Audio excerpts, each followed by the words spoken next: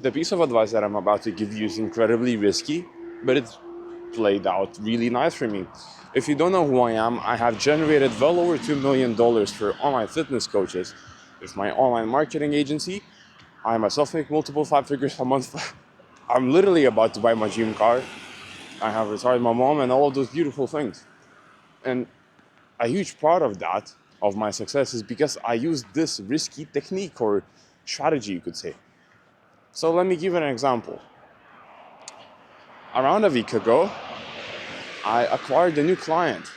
I started doing my service for him, getting him calls booked with people who are potentially interested in fitness coaching. And he was getting on the calls, but the people who he was supposed to get on calls, they weren't getting on the calls. The no-show rate was pretty high. And he was like, what the fuck is happening? And I'm like, dude, I'm doing the same thing that I have been doing for all of my clients. I'm using the same process that is proven to work. I've refined this process over the span of what is it, like over a year now? How come you're getting the no-shows? And he kept on blaming me. And I was like, dude, I know it's not my fault. And he kept on blaming me. And I was like, you know what? Let's do something. Let's go into your calendar options and let's see what options you have. Turns out he didn't enable the options where the people who booked calls, they get notifications, and he didn't make it in a way where whenever someone books a call with him, they automatically get a Zoom link sent to them. So guess what? It wasn't my fault. Now, I know that in the 48 laws of power, I believe it's rule number 1, literally. It's said to never outshine the master. And in this scenario, you could say that the client is my master. I went against the law, the rule,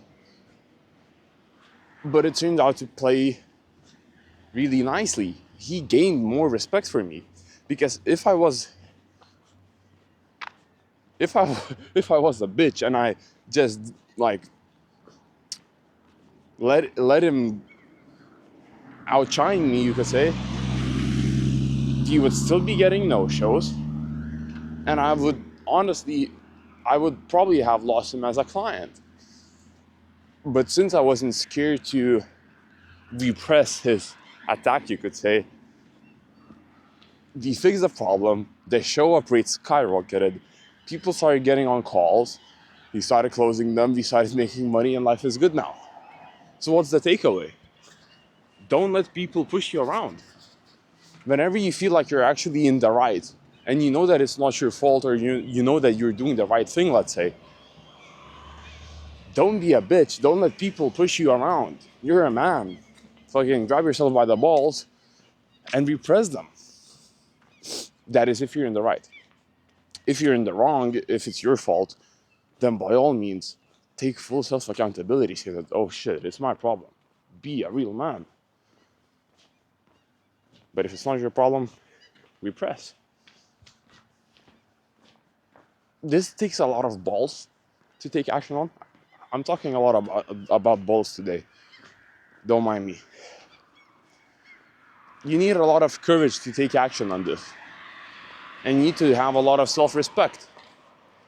If you do not feel like doing this, I totally understand you, but when it comes to business especially, I've always had this idea that you need to value your logical side of the brain more rather than your emotional side of the brain. If you value your emotions and you act on fear, you're not going to achieve anything because you're going to be scared to repress that person. I didn't feel comfortable with repressing that guy because he's a really valuable client. He has a lot of followers. He has a really good audience built up, a lot of reports with them. He has good engagement. He makes a lot of money. I wouldn't have liked to lose him. I was scared, but I knew that I need to think logically.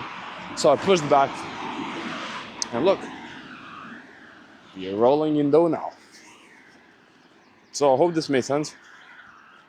I hope you're not gonna let other people push you around. That is if you're in the right, because this is like just an analogy came to mind. I forgot what the term is called, but let's say you're being interrogated by a detective and you truly didn't do the crime, but they manipulate you into thinking that you did a crime. Maybe someone could tell me what the term is in the comments. It's like, nah, I completely forgot, but I hope this made sense. If you know that you're in the right, you would push back. You would keep on saying that, no, I didn't fucking rob the bank, or no, I didn't shoot anyone. You're in the right. Yeah, I hope this made sense. This was a pretty valuable video. Yeah, I hope you enjoyed. And if you don't believe any of the stuff that I mentioned in this video, like all of the money that I've generated for my clients, for myself, I will leave my Instagram down in the description.